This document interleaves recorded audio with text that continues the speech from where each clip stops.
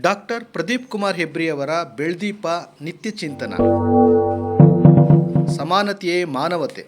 ಶ್ರೀಕೃಷ್ಣ ಪರಮಾತ್ಮನ ವಸುದೈವ ಕುಟುಂಬಕಂ ಮತ್ತು ಬಸವಣ್ಣನ ಇವ ನಾರವ ಎನ್ನದಿರು, ಇವ ನನ್ನವನೆನ್ನು ನುಡಿಯನಾಲಿಸಿದಾಗ ನಾವೆಲ್ಲರೂ ಒಂದೇ ಎಂಬ ಭಾವದಲ್ಲಿ ಒಮ್ಮನದಲ್ಲಿದ್ದರೆ ಪರಿಪೂರ್ಣ ಬದುಕು ನಮ್ಮದಾಗುತ್ತದೆ.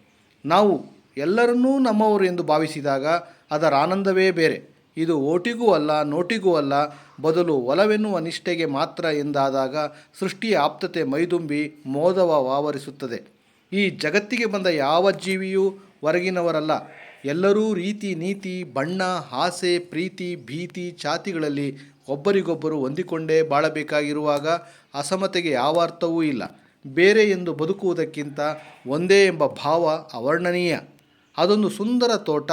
ಆ ತೋಟದಲ್ಲಿ ತರತರಹದ ಬಣ್ಣ ಬಣ್ಣದ ಹೂಗಳು. ಉದ್ಯಾನ ಎಂದರೆ ಸುಖಿ ಧ್ಯಾನದಲ್ಲಿರುವ ಕುಸುಮಗಳ ತಾಣ ಎನ್ನಬಹುದು.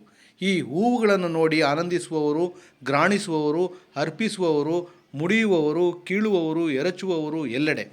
ಆದರಾರೂ ಆ ಹೂವ ಗಿಡದ ಹಿನ್ನೆಲೆ ಬೆಳೆಯಲು ಏನೇನೆಲ್ಲ ಪಡೆಯಿತು ಎಂಬುದರ ಕುರಿತು ಚಿಂತಿಸರು.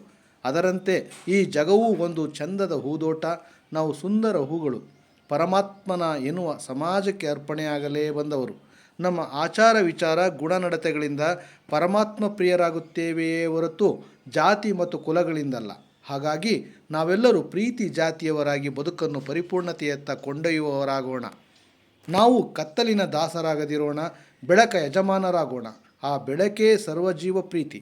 ಮನೆಯ ನಾಯಿ ಬೆಕ್ಕುಗಳನ್ನು ಪ್ರೀತಿಸುವ ನಾವು ಸಮಾನ ಜೀವಿಗಳನ್ನು ನಿರ್ಲಕ್ಷಿಸುವುದು ಒಳಿತಲ್ಲ. ಸಮಾನತೆ ಹಾಗೂ ಸಮಜೀವಿತತೆಯೇ ನಿಜ ಮಾನವ ಧರ್ಮ. ಅದೇ ಬದುಕ ಬೆಳ್ದೀಪ.